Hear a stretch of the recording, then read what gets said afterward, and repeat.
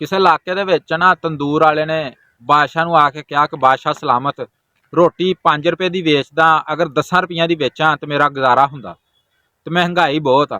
बादशाह ने कहा तू रोटी 10 की नहीं बेचनी, तू 25 की रोटी बेचनी है।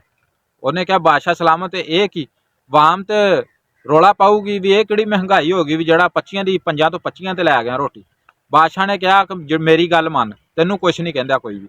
उन्हें कहा ठीक है। उन्हें जाके 25 की रोटी बेचनी शुरू करती। पिंड च मुहल्ले च आसे पासे गली मुहल्लियां च रौला पै गया 25 की रोटी होगी, 25 की रोटी होगी है।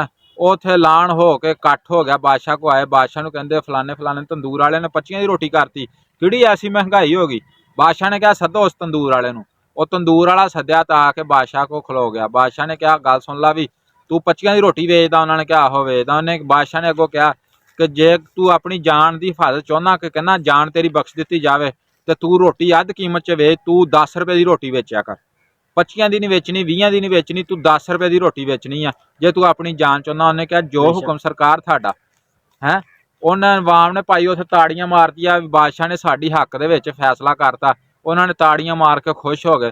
तो दोस्तों गल करन दा मतलब यही आ कि साडे हुक्मरान चलाक आ, इन्हां नूं पता वा कि साडी अवाम नूं की किदां गेड़ा देना। ते आ वेख लो तुसीं हिसाब कर लो भी उन्हें बादशाह ने उन्होंने तरीका दिता तो बादशाह ने उहदी सैट करती।